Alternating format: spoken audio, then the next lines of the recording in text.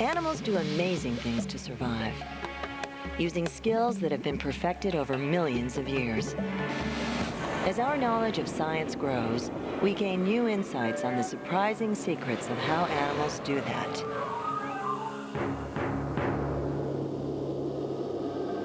The Arctic is an extremely harsh world. Temperatures here in the winter can plunge to 60 degrees below zero. This kind of weather presents animals with an awesome challenge for survival.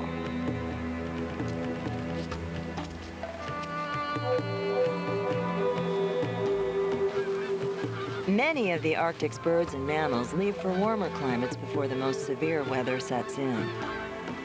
But the polar bears stay. Their bodies are so well insulated from the cold, they lose almost no body heat. How do they do that? As even the most die-hard adventurer will tell us, there's no way to survive these freezing temperatures without the right gear. And the polar bear is well equipped to live its life to the fullest on the shores of the frozen north.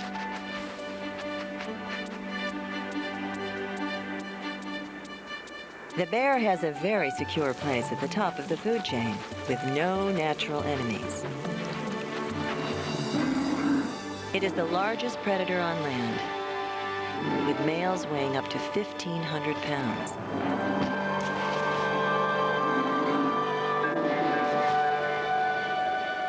But the polar bear actually lives a double life. Because of the amount of time it spends in the water, the polar bear's Latin name, Ursus maritimus, means sea bear. It's the only bear which is also a marine mammal. The bear's diet consists largely of ringed seal and walrus, and its highly developed hunting skills and sensing mechanisms ensure that it will always have food.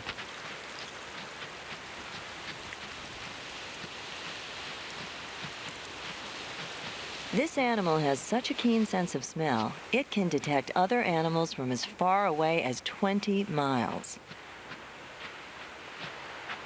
Long journeys on the ice are made considerably easier thanks to small hollows on the bottoms of their feet, which act like tiny suction cups. For long-distance swimming, their feet serve as rudders to help steer them, and are slightly webbed to help propel them forward. These traits, along with the bear's great strength and buoyancy, allow them to swim as fast as 6 miles an hour and travel distances up to 60 miles without taking a rest.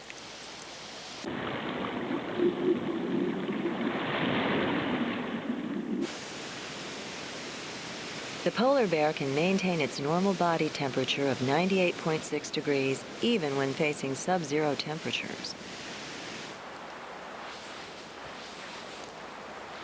They are so well insulated that they sometimes actually overheat and must roll around to cool off.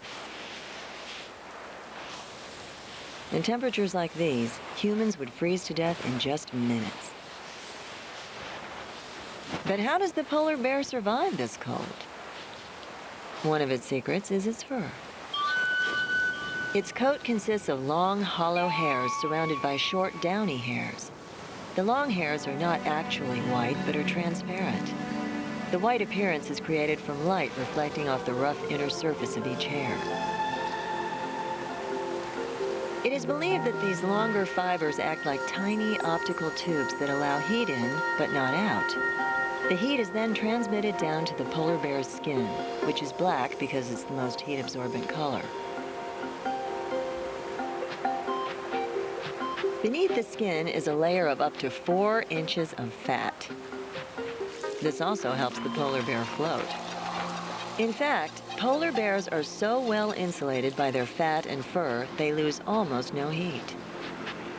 When attempting to photograph a polar bear with infrared or heat-sensitive film, scientists discovered that the bear was virtually invisible. And the only image they were able to capture at all was a puff of fog created by the bear's warm breath. At the other end of the world, Penguins endure the extreme cold of Antarctica. The temperature here on an average day is minus 40 degrees Fahrenheit.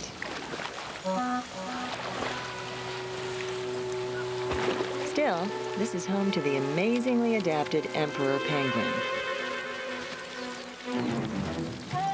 These birds can withstand the harshest weather on Earth. They can swim in frigid water and even stand on ice for hours on end without their feet freezing.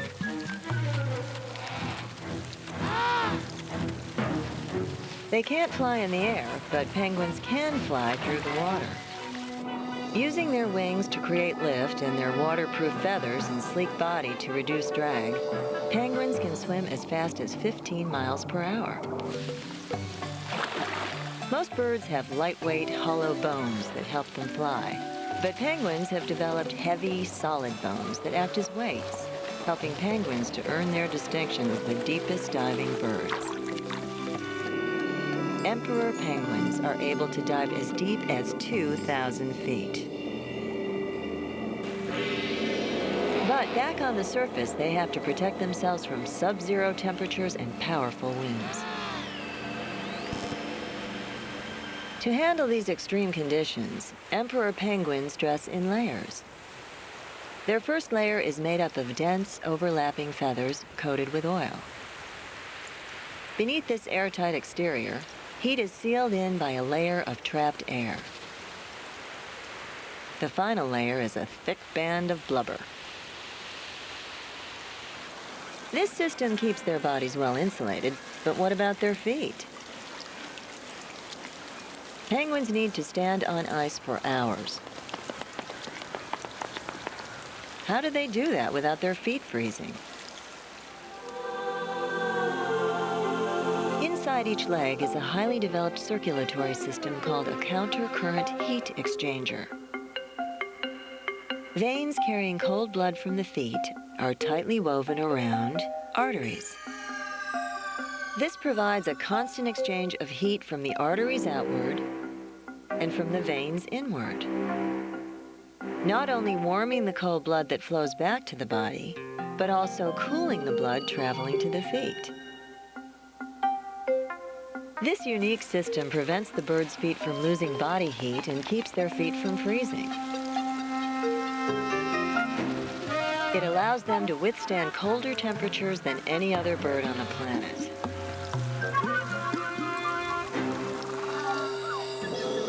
From deadly talon to savage beak, the eagle is the ultimate high-flying predator. An eagle can target a rabbit from 2 miles high with pinpoint precision. How? It's all in the eyes.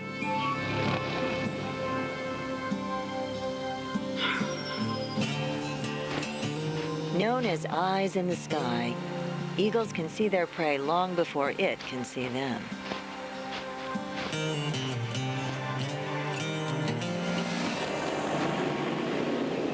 With wingspans up to 7 feet, strong, sharp talons, and powerful muscles, eagles can fly as fast as 50 miles per hour and can dive down on prey at twice that speed.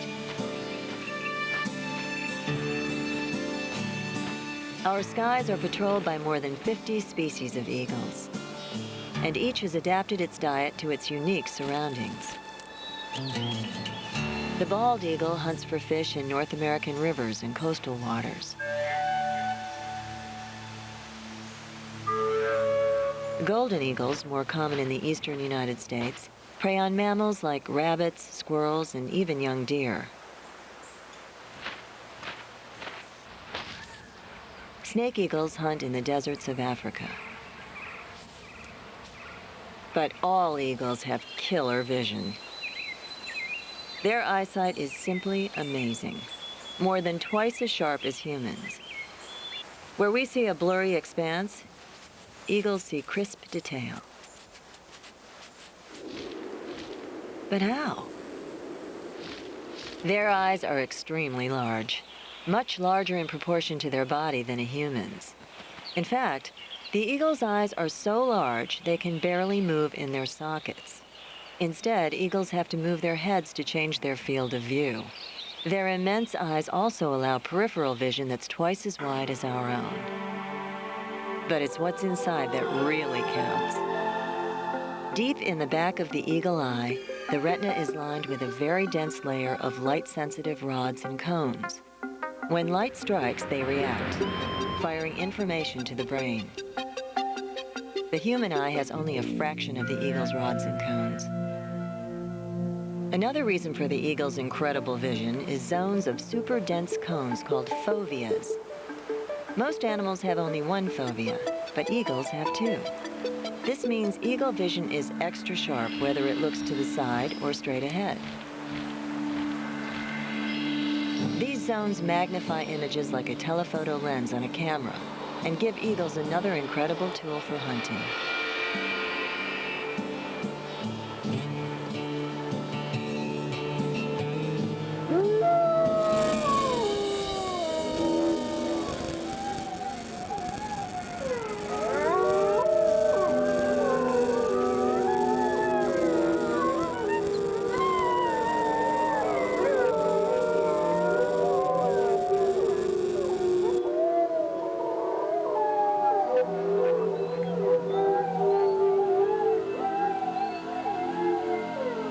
This is not your German Shepherd.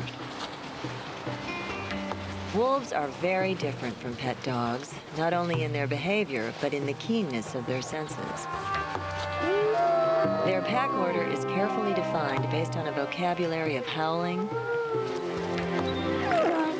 physical posturing, and most importantly, their sense of smell. Wolves can smell 10 times better than their closest domestic relative, the dog, and 100 times better than humans. They live in a world of smells that we could never share. Within the pack, members follow a rigid social order based on status. The pack is really an extended family, usually made up of one breeding pair, known as the alpha pair, and their offspring. Occasionally, stragglers will join the ranks. Discipline within a pack is strictly enforced by the alpha pair, providing each wolf with a clear understanding of its role. This, plus teamwork, ensures the well-being of the entire group.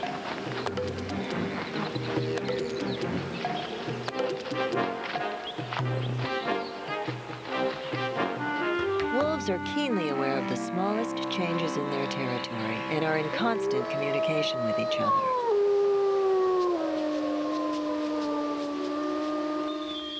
They mark their territory with their scent. These marks serve as warnings to outsiders, but are also messages left from visitors with some very personal information.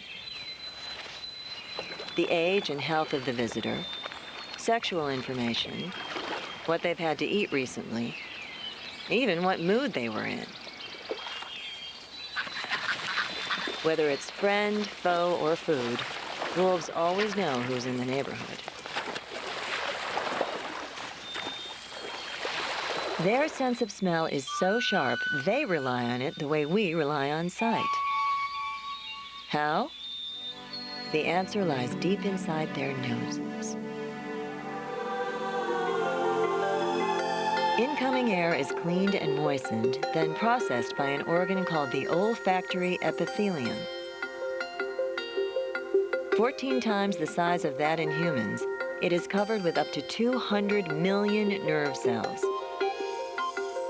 These detect scent molecules and fire impulses to the brain, where a detailed picture of the odor emerges. Wolves also have a nose within a nose, called the vomeronasal organ. This catches many subtler scents that would be missed by other animals.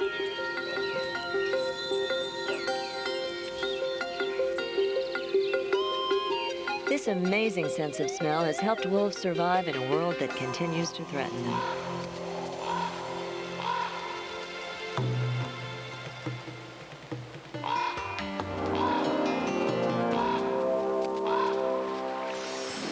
When we think of animals with amazing noses, salmon aren't even on the list. But they may surprise you. The Fraser River in Canada is the birthplace for thousands of salmon. These eggs will soon hatch and begin a 6,000-mile epic journey that will take them downstream, out to sea, and eventually back to the exact location where they were born.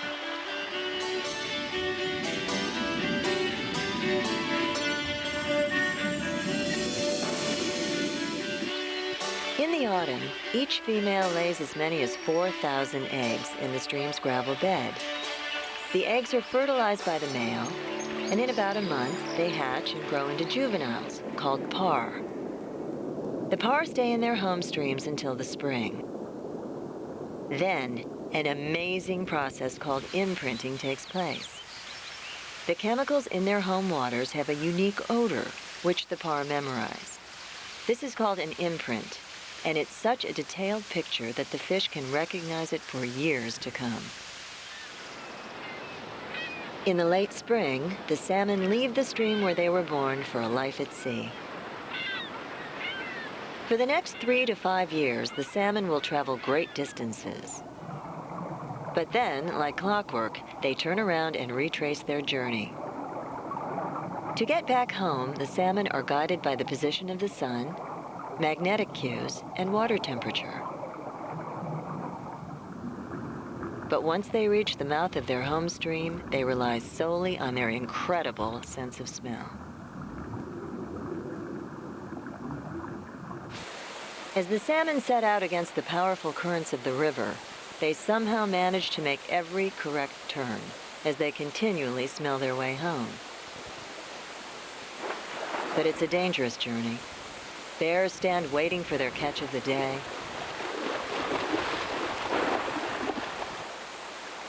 And powerful waterfalls present tremendous uphill battles, leaving the salmon exhausted and sometimes unable to go on.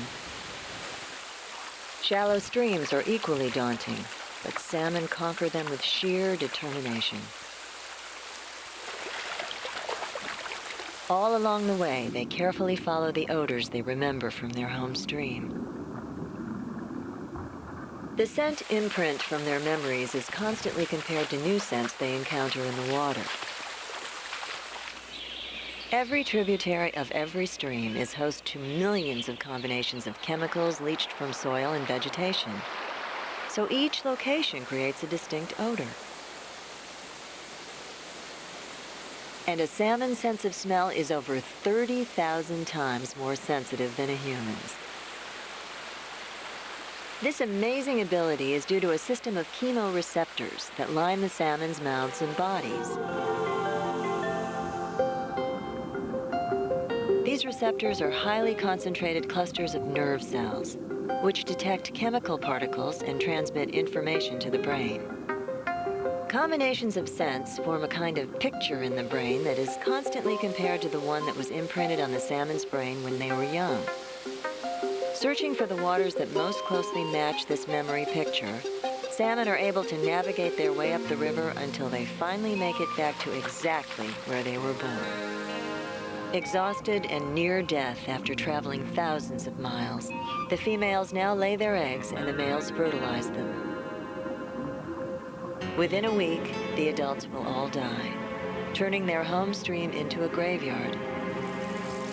But not until they have set the stage for another amazing cycle of life.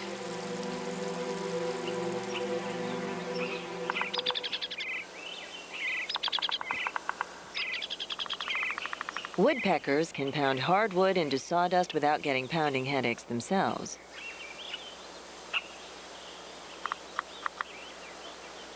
They use their chisel-like beaks to deliver powerful, precise blows as they drill their way into the hiding places of their insect prey. Different woodpeckers have tastes for different food. The yellow-bellied sapsucker complements its insect diet with tree sap.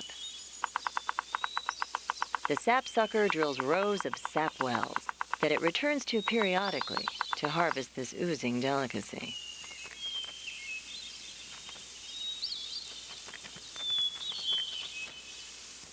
But regardless of their particular diet, woodpeckers all deliver rapid-fire blows, like a jackhammer. Except a human operator is protected from its crushing impacts by the weight of the hammer and its system of hydraulic compression, not to mention arms, which bend to absorb most of the shock. But how can a woodpecker withstand similar blows straight to its head? A woodpecker's skull is designed like a crash helmet. Inside, the bird's brain is encased in two bony shells. Between these shells is a lining of wet, spongy material that absorbs impact. The spongy material is thickest where the beak joins the skull.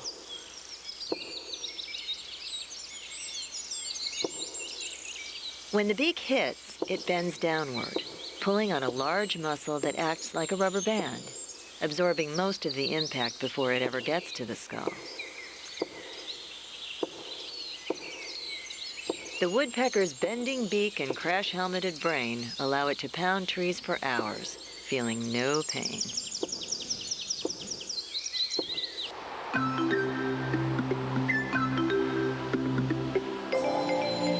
Another avian trick is sleeping in trees without falling over and out. How do they do that?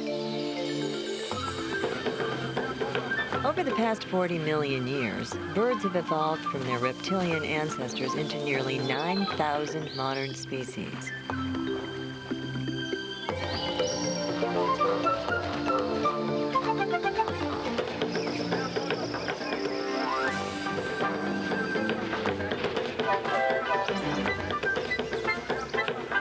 From the icy polar caps to the sweltering tropics, birds have adapted remarkably well to a wide variety of environments. One good way to tell a bird's place in the world is to take a look at its feet. Most birds have 4 claws, 3 pointed forward, 1 pointed back. But there are a number of variations on this theme. Raptors, like owls and eagles, have sharp, powerful talons, enabling them to grab their prey while diving as fast as 100 miles per hour.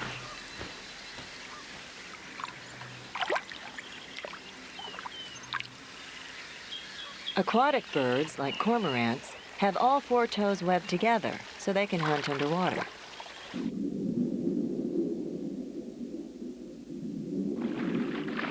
Woodpeckers and parrots can stand vertically because they have 1 pair of toes facing forward and another pair facing back.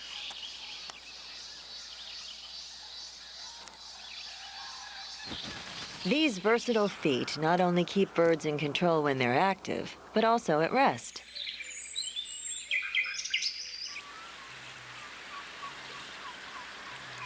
Since they do sleep, perching birds need feet that allow them to doze off without tumbling out of trees. They can do this because their calf muscles are connected to cable-like tendons in the leg, which run down the leg to the toes. When the bird rests, its bending motion pulls the tendon tight, closing the toes firmly around the perch.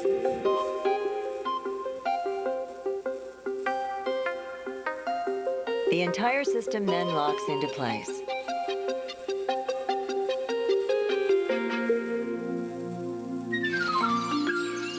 The system works so well that birds have been found dead, still tightly locked on their perches.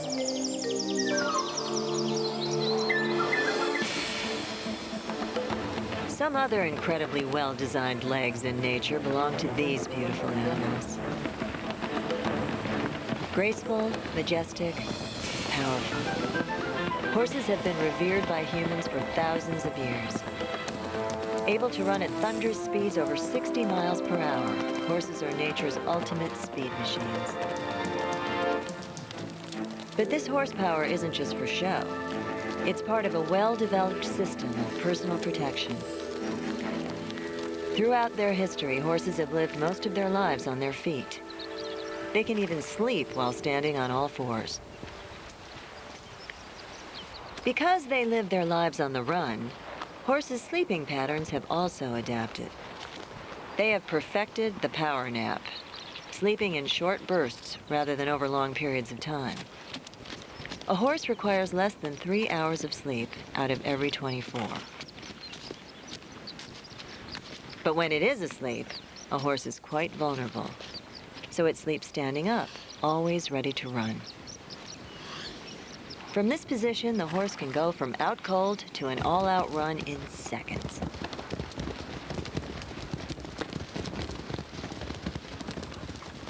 But how does a horse sleep standing up? Most animals, including humans, need to constantly coordinate muscle power to stay on their feet, and dozing off while standing up means falling down. But thanks to their finely tuned system of bones, ligaments, and muscles in both the front and rear legs, a horse can sleep on its feet. This system, called the passive stay apparatus, automatically locks the horse's legs in position, like the legs of a card table. While sleeping, the horse relaxes one hind leg and puts its tremendous weight on the other 3. Most of this weight rests on the front legs. By countering the weight with ligaments and muscles, the legs are locked into place.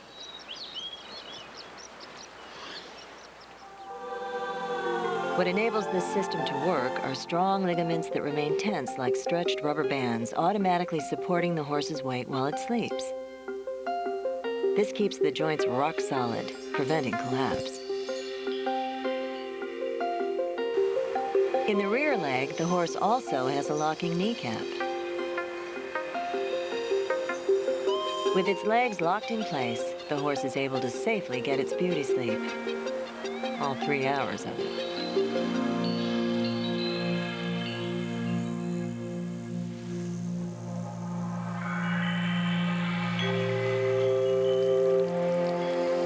Sleeping is not a problem for crocodiles.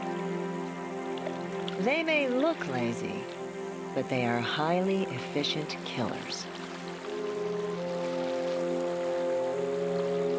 They're known as sit-and-wait predators. And they can sit and wait for a long, long time.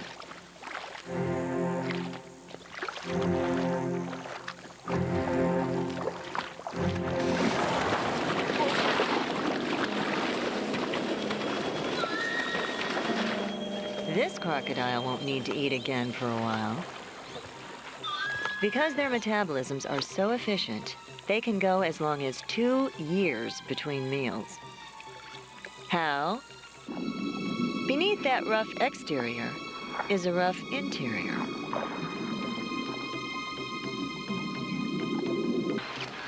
The crocodile's stomach is the most acidic in the animal kingdom. This allows them to thoroughly digest every part of their meal, even feathers and bones.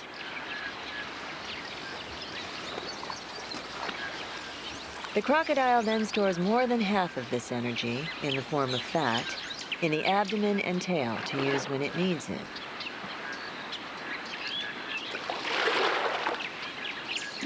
Since they expend so little energy, they don't need very much oxygen in their blood. And when they do need to make a fast move, they draw directly on their fuel reserves. But just one lunge releases an extremely high amount of lactic acid into their own bloodstream, enough to kill most other animals. Lactic acid is the same chemical that gives us aching muscles when we work too hard at the gym.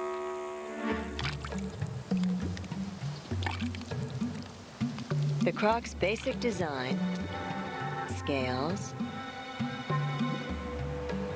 eyes, and feet, hasn't changed in over 60 million years.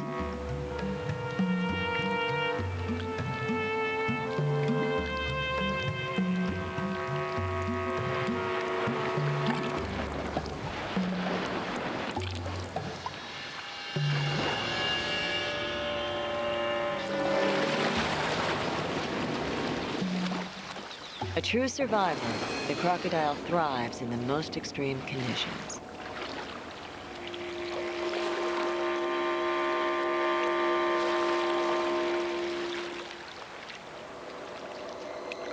A bullet from a .45 automatic travels 800 feet per second and can pierce the human body with the force of a meteor. For decades, mankind has been studying this creature to find a strong but light material to stop a speeding bullet. It's been found in spider silk, the strongest material on Earth. To many people, there's nothing more terrifying than a close encounter with a big, hairy spider. But scientists love them, and there are plenty of them to love. From the tarantula to the deadly black widow, 36,000 kinds of spiders thrive in every single corner of the world, except Antarctica. They all produce silk, but the strongest silk is made by the golden orb and the black widow.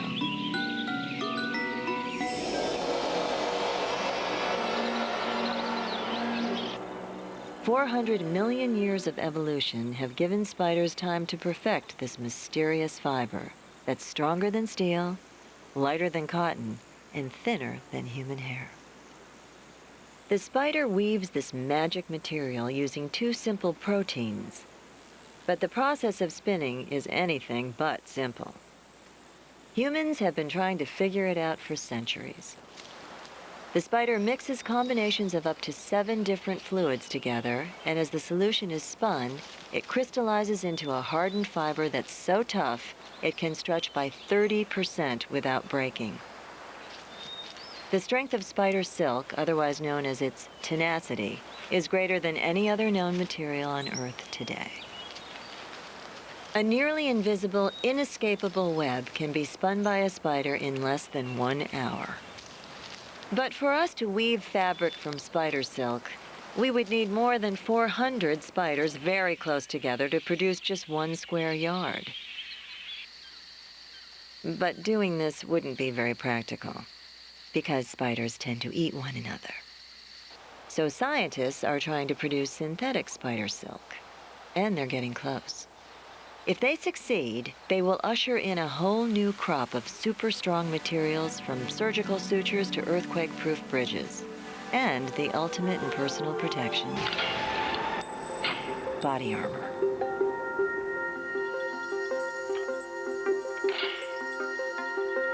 Most bulletproof garments today are made of Kevlar, the strongest man-made material in existence. But spider silk is even stronger than Kevlar, with 10 times more impact absorption. Tomorrow's bioengineered vests will be made of synthetic spider silk and will be softer, stronger, and lighter. It is said that as far back as 800 years ago, as Genghis Khan conquered Asia, he protected his army with armor woven from spider silk. Spider silk is so strong, it has been calculated that a single strand the thickness of a pencil could stop a 747 in mid-flight. Terrifying and fascinating, the spider continues to serve up its secrets.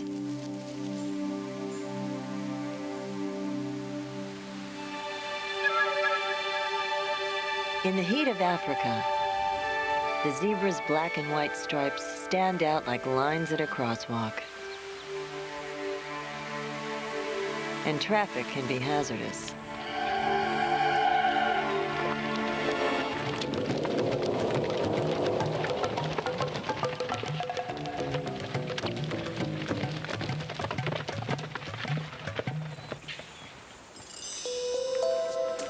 Out here, zebra is always on the menu. Unlike other animals, zebras don't blend in with their surroundings. Yet the zebra has worn its distinctive markings for thousands of years. The zebra and its stripes continue to thrive, although they sometimes seem hopelessly unaware of their lack of camouflage. To survive, they're much safer out in the open, where they have a wide field of view. From here, they can see a lion before it attacks. Sometimes a good head start is the best defense. But there is one predator too small for a zebra to see and too elusive to outrun. It's the tiny tsetse fly, a blood-sucking insect whose bite has the unfortunate side effect of putting its victim to sleep forever. While many animals on the savannah are immune to the tsetse's lethal poison, the zebra is not. The tsetse fly singles out large, dark animals. So the zebra's stripes may actually confuse the deadly pest, protecting it from the tiny predator with a distorted image of black and white. Of course, there are other theories behind these stripes. The patterns may form a kind of temperature control system. White stripes reflecting heat during the day and black ones absorbing and storing heat at night. Or the stripes may confuse predators when the herd starts to run, making it tough for a big cat to single out one animal for attack. In the end, there may be more than one reason behind the zebra's unique pattern. As for the tsetse, it can have all the wildebeest it wants.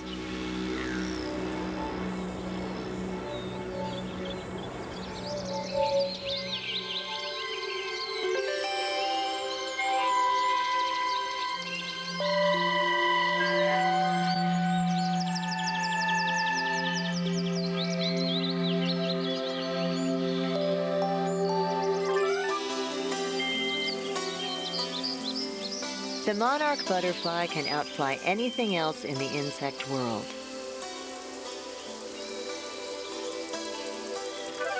This creature's remarkable design gives it the power it needs to migrate more than 3,000 miles. The monarch flies from Canada and the northern United States all the way to central Mexico, riding on currents of high-altitude winds. It will take months for the butterfly to reach Mexico, where it will rest through the winter. But the return trip can take years and span several generations. But before it can set out on this migration, the monarch must first get off the ground. Getting into those high-altitude wind currents requires incredible wing power. For a butterfly to fly, it needs to raise its normal body temperature of about 60 degrees Fahrenheit to as high as 90 degrees. For a cold-blooded insect, this takes a lot of energy. And when it's cold outside, monarchs need a jump start, so they shiver, working their wing muscles without engaging their wings. Just like we shiver in the cold to generate body heat.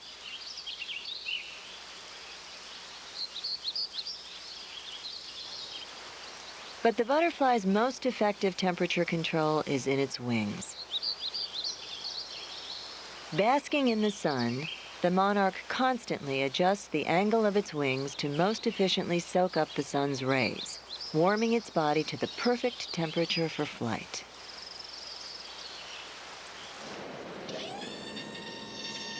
Just like solar panels, which are engineered to capture energy by following the sun across the sky, butterflies alter the angle of their wings to trap as much sunlight as possible. The structure of a butterfly's wing is amazing. Tiny, tile-like scales cover the wings like shingles on a roof. These scales control the amount of solar rays that are absorbed by the wing. And we are just now beginning to understand how they work.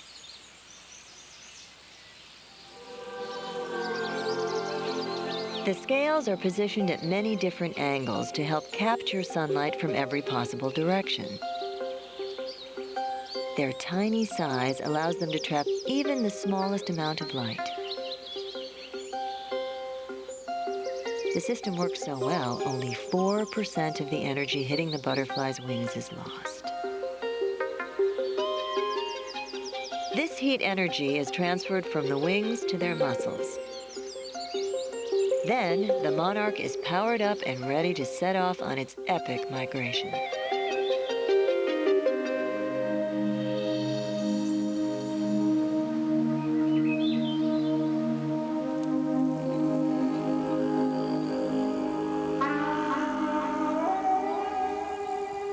Can a 10,000-pound elephant do anything quietly? Surprisingly, the largest land animal on the planet is downright stealthy. Using sounds humans can't even hear, elephants can talk to each other over distances greater than 10 miles. How? Infrasound. Infrasound is powerful, low-frequency sound. It's often caused by earth-moving events like erupting volcanoes and crushing earthquakes. Powerful movements of tremendous mass. It's the kind of sound you can actually feel.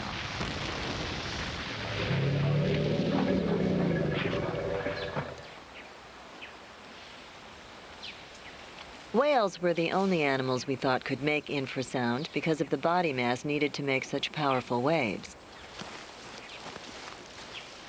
Now we know elephants can do it too. And science is breaking the code on their secret language.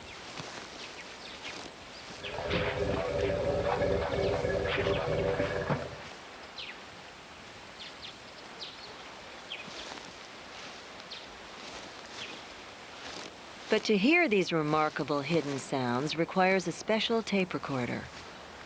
Recording elephant calls and playing them back at a higher speed raises the pitch, making a virtually silent call suddenly clear. So far, scientists have deciphered an elephant vocabulary of over 30 distinct calls. More translations are still being worked out. The real power of infrasound is in the way it travels. High-pitched sounds have short waves, which weaken quickly as they travel.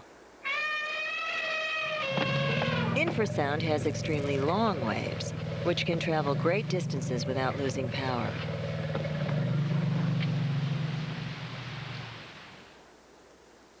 Elephants use these long-distance calls to alert each other to faraway dangers and to coordinate the movements of the herd, which can be spread over miles.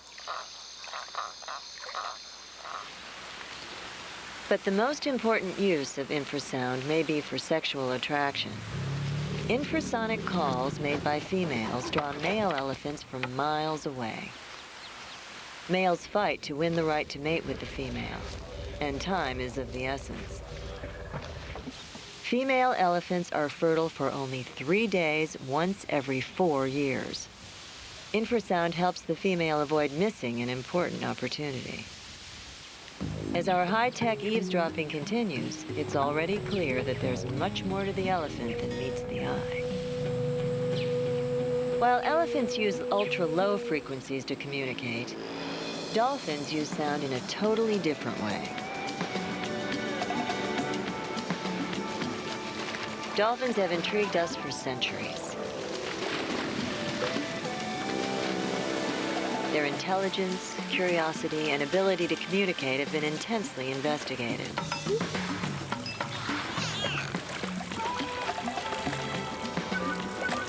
But their ability to see with sound is one of their greatest skills.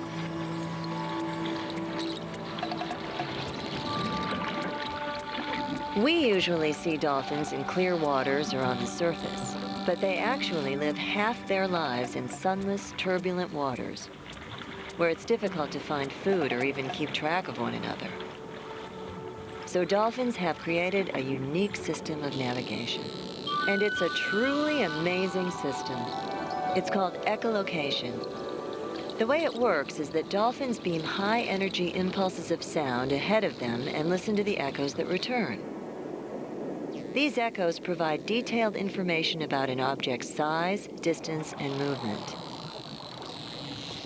It's a simple system in theory, but dolphins have tweaked it for high performance. They can see as clearly in the dark as we can see in the light. So how do they do it? They have a melon in their heads. Inside the dolphin's head, beneath the blowhole, are nasal sacs filled with trapped air. By squeezing the air through these sacs, dolphins produce high-pitched sound pulses called clicks. Clicks are bursts of sound directed outward by an organ called the melon.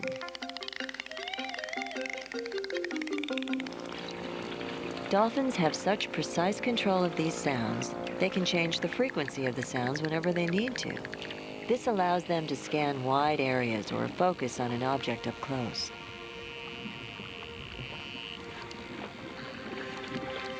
The way they hear the returning echoes is also impressive. These sounds are received in an area of their lower jaw called the acoustic window, then transmitted to the inner ear and instantly processed by the dolphin's brain. Whether it's dark or bright, dolphins can tell exactly what's below the surface of the sea.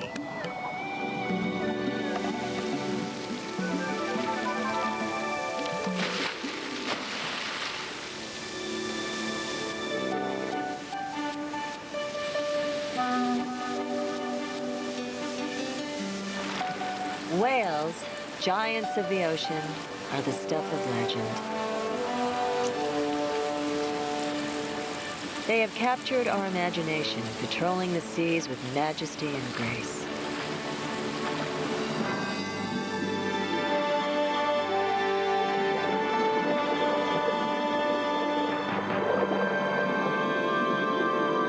Most whales feed close to the surface, but sperm whales dive as deep as 10,000 feet to feast on slimy squid which live near the dark ocean floor.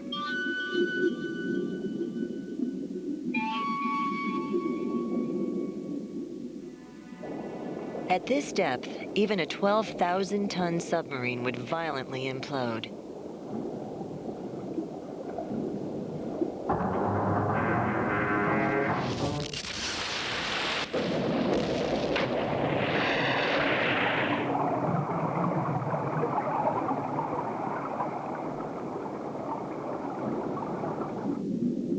Yet sperm whales swim unharmed. This is due to some amazing reflexes. To reach the ocean floor, the sperm whale uses its head. Sperm whales have an oil-filled structure in their heads called the spermaceti organ. As the whale descends into deeper, colder water, the oil actually hardens and acts as a weight.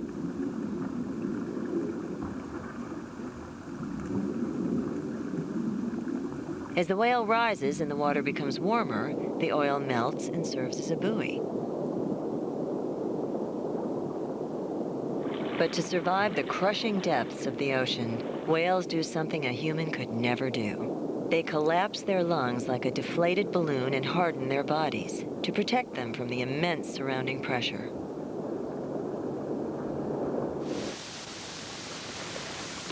It's hard to believe that whales were once land creatures.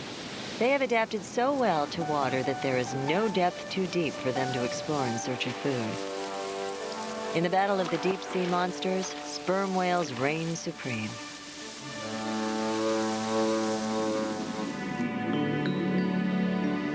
Shimmering silently, deeper than the sperm whale, bioluminescent marine life stands out from its dark surroundings by producing its own shining light. How do they do that?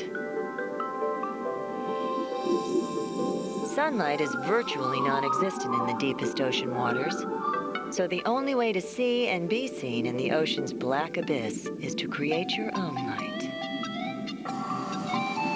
And there are a variety of organisms who do this brilliantly.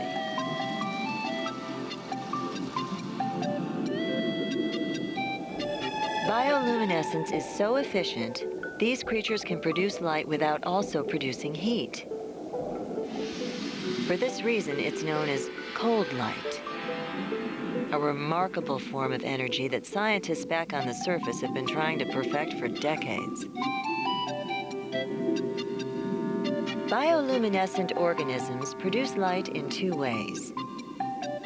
Some, like squid and fish, trap light-emitting bacteria in pockets of mucus, allowing the bacteria to shine through their transparent bodies.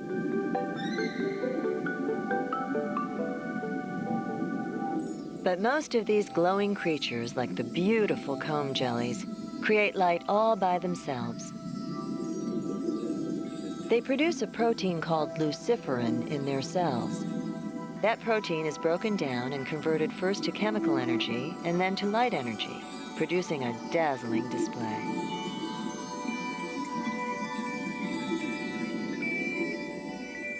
There are actually many reasons why deep-sea organisms shimmer in the dark. Some, like squid and fish, use bioluminescence to attract mates and ward off rivals. Others, like the comb jellies, use light as a beacon to attract their prey.